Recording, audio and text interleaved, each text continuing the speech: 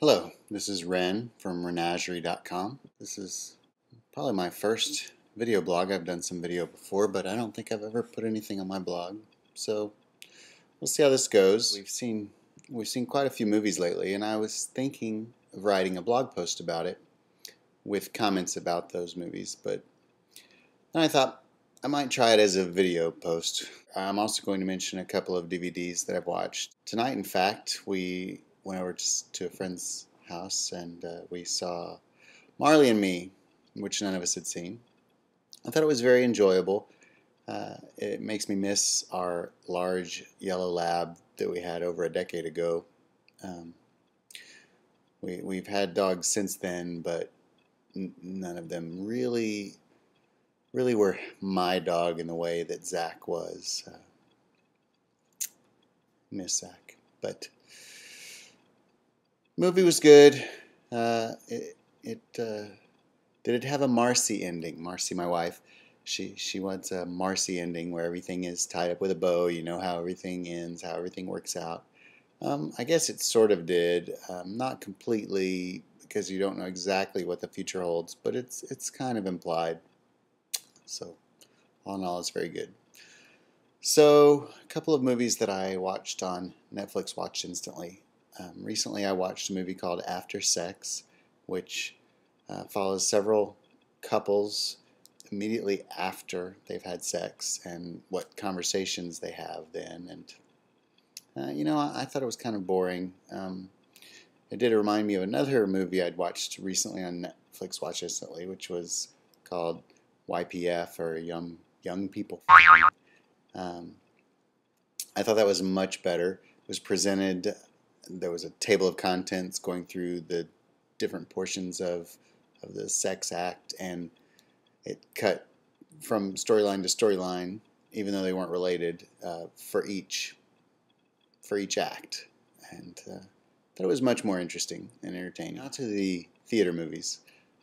These are pretty much in reverse order, which is just the way it goes. So today we saw Transformers: Revenge of the Fallen with the kids. And I'd read several negative reviews of this one, but I more recently saw a couple of positive reviews and thought we might as well go see it. So I actually thought it was fine. It did have one aspect that it continued from the original movie that annoyed me, which was that the actual transformations of the robots it's too complex, too busy. There's too much going on. I wish the transformations were more straightforward.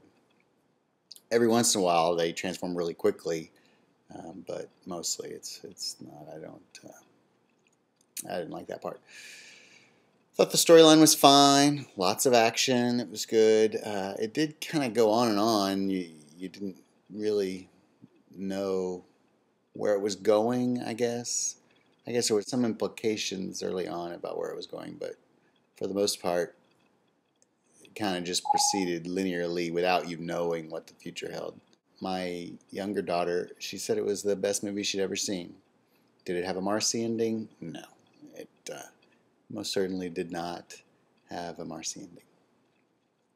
Before that, The Proposal was completely predictable and utterly enjoyable. Betty White was awesome, of course, and I thought the character of Ramon was really funny, very entertaining. Did it have a Marcy ending? Not really, but the credit sequence helped a lot. Not really a Marcy ending still, but at least it kind of moved things forward. So that was good. Another one, The Hangover. I thought it was quite good. I saw Marcy laughing a lot. I don't generally laugh very much during movies, but I'm sure I laughed some during that. I'm not really sure what else to say about it. It certainly didn't have a Marcy ending. Apparently those are hard to come by these days. Next, or previous, The Taking of Pelham 1, 2, 3. It was an entertaining ride.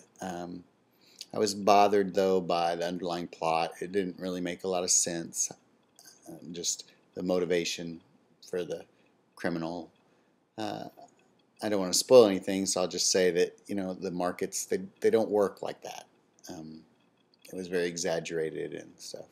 So, and no real Marcy ending here either. A little bit of implication, but that's all. The final two movies, or the first two, are two that we did see with the kids. Ninth Museum, Battle of the Smithsonian. I didn't actually care for this that much, but the more I thought about it, the more I wondered if I even, liked the first one. I'm thinking maybe I didn't really like the first one that much either. So, on the other hand, I think Amy Adams is great, so that did help a lot there. Um, I do know one thing specifically bothered me in the second movie that I didn't really feel so much in the first movie was it seemed like there was supposed to be some element of menace in this movie, but I never felt that. It didn't seem like the characters were really concerned for there being danger. So that was kind of weird. I don't know if that was part of the family-oriented nature of the movie or what. Of course, no, I don't know. This was closer to a Marcy ending with stuff that happened. So closer than others, except for, of course, the last movie I'm going to talk about, which was Up. It's not my favorite Pixar movie. I like The Incredibles best. I like the Toy Story movies, Bug's Life, and Finding Nemo. I think those are all really good. Based on comments other people said, I probably need to rewatch Monsters, Inc. and Cars. I think that I've only seen Monsters, Inc. once, and I'm not even certain that I really saw it all. My kids watched it a lot. I'm not sure. I think I probably did watch it one time and then caught bits and pieces of it repeatedly after that, but I certainly haven't sat down and watched it a second time. Similarly with Cars, which I thought was okay, but it didn't, I don't know, I haven't watched it again. I didn't like Wall-E either. I mean, there were parts of it that were good, but mostly I just didn't like it that much, and I didn't like the ending. I didn't think there was any indication that the people had learned anything and were going to change their behavior, so that bothered me. But getting back to Up, same thing, didn't really do much for me, but I will say there was one thing that I really liked about Up. Squirrel!